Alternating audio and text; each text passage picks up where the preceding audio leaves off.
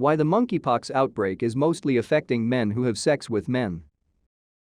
The virus did not spread well between people in the past, but may have found a new niche in tightly connected sexual networks.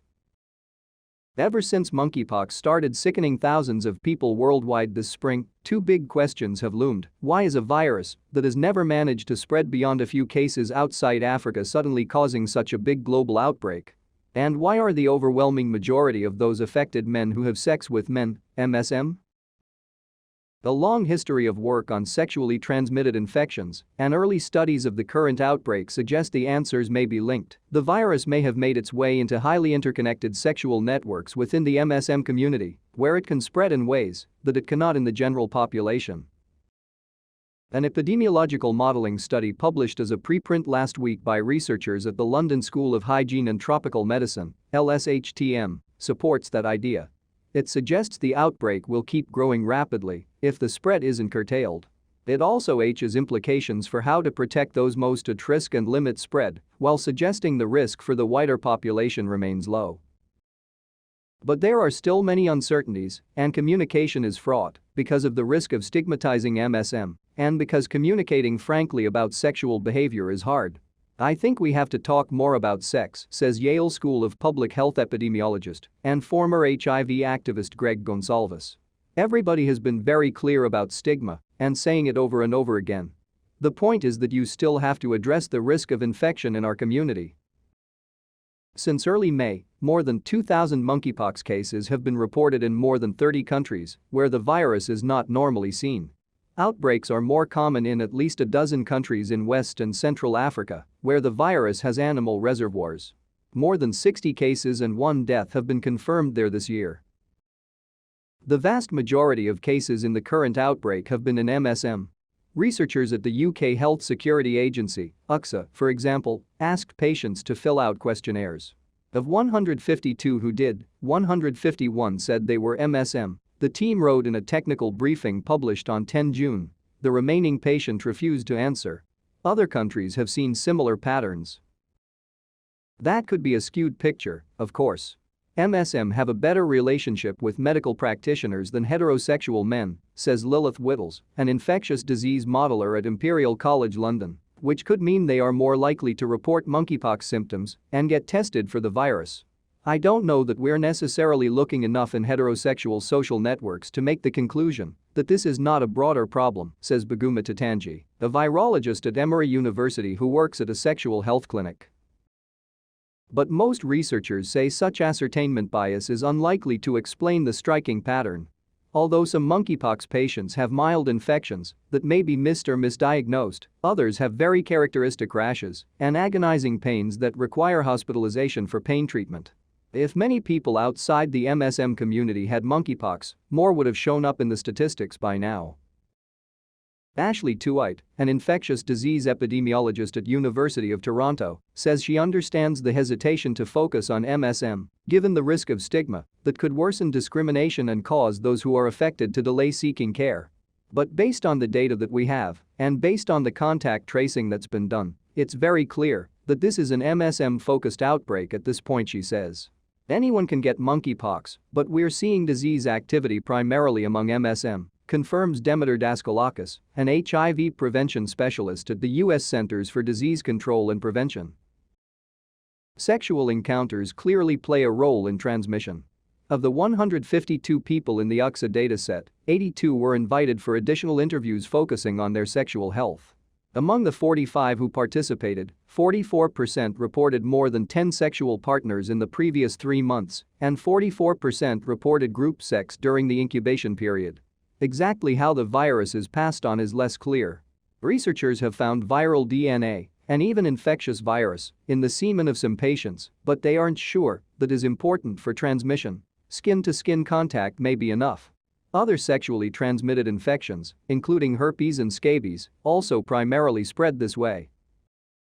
To those who study how pathogens spread through social and sexual networks, the pattern is not a big surprise. In the 1970s and 80s, researchers trying to understand the spread of sexually transmitted diseases such as gonorrhea were stumped, says LSHTM epidemiologist Adam Kaczarski. Survey data showed that people's average numbers of sexual partners were too low to sustain transmission. But averages obscured that, while many people have few sexual partners, some have large numbers. This helps drive transmission because, if infected, they are also more likely to infect others. Sexual networks among MSM are not different in nature from those of other groups, Whittles stresses, but a core group of people are much more densely connected than people outside the MSM community. They change partners more frequently and are more likely to have several partners at the same time. These things occur in all sexual networks, it is just a question of the degree, Whittles says. And in a densely connected network, the virus is less likely to hit a dead end. It's entirely possible for this epidemic to rage among a subset of people just because that subset is connected in a network differently than everyone else, says Coletso McAfee, a social network epidemiologist at the FXB Center for Health and Human Rights at Harvard University. Together with colleagues, McAfee hopes to launch a study in New York City in August to better understand the spread of the disease. The idea is to get a sense of how many people report symptoms that are consistent with monkeypox and how they are connected, he says. The LSHTM study, posted on Medrixiv on 13 June, used UK data about sexual partnership patterns to model the spread of monkeypox among MSM and outside that group. Because it is not yet clear how contagious the virus is, the researchers modeled scenarios based on different risk levels. Without effective intervention measures or behavioral changes, a large and sustained outbreak with more than 10,000 cases among MSM globally is highly likely, they write. In contrast, sustained transmission in the non-MSM population is unlikely in all scenarios considered. Because the model is based on UK data, the findings may not apply elsewhere in the world, first author Akira Endo says.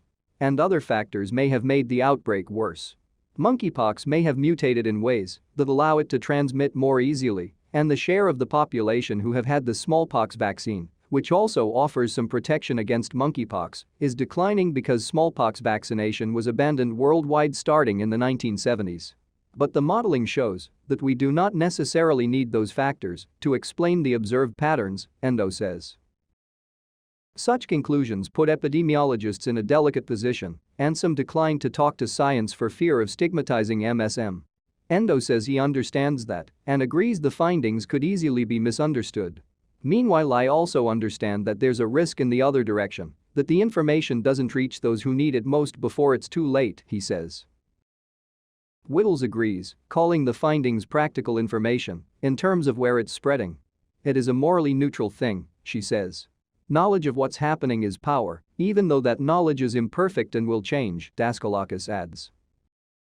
The virus could still find other networks with similar characteristics. Daskalakis recalls a U.S. outbreak of methicillin resistance to Staphylococcus aureus in the 2000s that started in the MSM community but later spread in gyms, among athletes, and in prisons. Monkeypox could also start spreading among sex workers and their clients, Tuite says.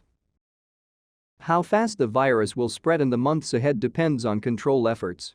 National health authorities in Europe, Canada, and the United States have issued guidance about how to reduce the risk of infection, and dating apps have alerted users to the risk of monkeypox and to its symptoms, which may change contact patterns. Increasing awareness among healthcare workers may have an impact as well, Whittles says. Faster diagnoses mean patients will isolate sooner in their infection, reducing onward transmission. So there's a couple of different ways that behavior can change, even if it's not people having less sex, she says. And the model did not account for infected individuals developing immunity. That means we may see a slowdown of the outbreak earlier than we might imagine, Endo says. Many countries are also gearing up to start immunization campaigns. Vaccinating those with many sexual partners may be the most efficient approach. In the Canadian province of Quebec, the vaccine is already being offered to MSM who had 2 or more sexual partners in the previous 14 days. It's important to alert that community and do it the right way, Gonsalves says. We should say, it's not about who you are. It's about what you're doing. And we're not going to stigmatize it. But just know that you're at greater risk if you fit this profile.